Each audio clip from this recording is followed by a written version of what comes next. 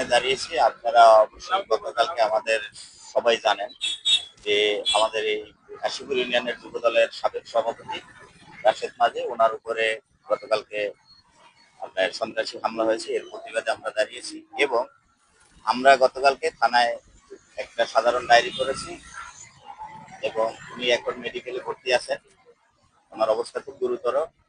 আমরা আপনাদের মাধ্যমে প্রশাসনকে জানাতে চাচ্ছি যে 24 ঘন্টার ভিতরে যদি প্রশাসন এই সন্ত্রাসীকে আটক না করে, তাহলে আমরা 24 ঘন্টা পরে পরবর্তী কর্মসূচি আমরা এয়ারপোর্ট থানার সামনে মহাসড়ক অবরুদ্ধ করে আমরা কালকে আমরা ওখানে দাঁড়াবো।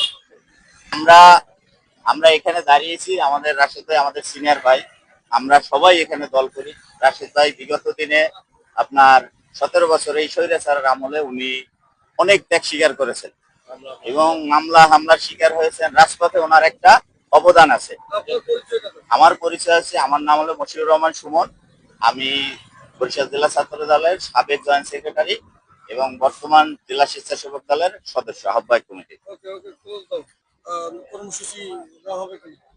তো যে আমরা আজকে রাশেদ ভাইয়ের জন্য এখানে মানববন্ধন করতেছি, তো এই থেকে মানে প্রশাসনকে একটা বার্তা দিতে চাই যে এই সন্ত্রাসীকে 24 ঘন্টার ভিতরে যদি অ্যারেস্ট না করা হয়, তাইলে আমরা পরবর্তী কর্মসূচি থানা ঘেরাও মানববন্ধন আরো মানে সামনের দিনে আমরা এটা আরো বেগবান করব, যদি মানে 24 ঘন্টার ভিতরে যদি এই সন্ত্রাসীকে গ্রেপ্তার করা না হয়।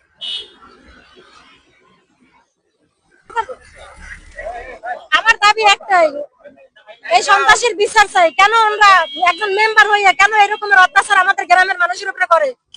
আমরা রাস্তাতে মাল ঢুকাইতে পারতাছি না, আমাদের কাছে চাঁদা চাই। চাঁদা না দিলে আমার গলায়, যার গলায় না গলায় দাও ধরে, আমার গলায় দাও ধরছে আওয়ামী লীগ বিএনপির সভাপতি। এরা দুইজনে মিললে, জাকির মিয়া যারা মিললে আমারে খুব সকালবেলায় 7টা বাজে তখন আমার গলায় দাও ধরছে। আমার মাইরা ফেলাইবো, আমারে করবে, আমার ঘর বাড়ি উঠে দিব না তারা চাঁদা না দিলে। এগুলো একজন মেম্বার হয়ে কিভাবে করে? এগুলো ভাবতেও তো অবাক লাগে। উনি একজন মেম্বার, উনি কেমন কিরকম এগুলো করে জনগণের উপরে? ওনার কাছে কোনোদিন কোনো কিছু চাই না, আমরা চাইতে চাই না, আমাদেরকে কোনো সাহায্য করে না, তারপর আমরা সাহায্যের জন্য চাইও না। তারপর উনি আমাকে উপর অত্যাচার করে আমাদের কাছ থেকে চাঁদা নেওয়ার জন্য। আমার ভাই আছে, আমার ভাই প্রশাসন নিয়ে আসছে মাল ঢুকাইবে আমার ঘরে, তা আমার ঘরে মাল ঢুকাইতে দেয় না। আমি এখন বৃষ্টিতে ভিজি, আমার ঘর করতে পারি নাই, আমি ঘর করতে পারি না, আমার ঘর করতে দেয় নাই। আপনারা দেখবেন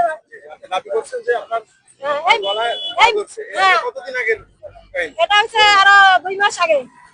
হ্যাঁ, আমার অনেক বড়, আমার বড় একটা দাও ধরছে একালবে দুইজনে। আমি অনেক বড়াইছি ওই সময় যে কোনো মানুষ নেই, এরাই খালি। আমি যে গাড়িতে মাল ঢুকাইতে লইছি, ওই গাড়ির ড্রাইভাররা ছিল, ওই গাড়ির হেল্পাররা ছিল, আর আমি ছিলাম, তারা ছিল, আর আমি একাই ছিলাম। আমি তো বুঝতে পারি নাই স্যার আমার এরকমের করবো, আমার কাছে সাদা চাইবো।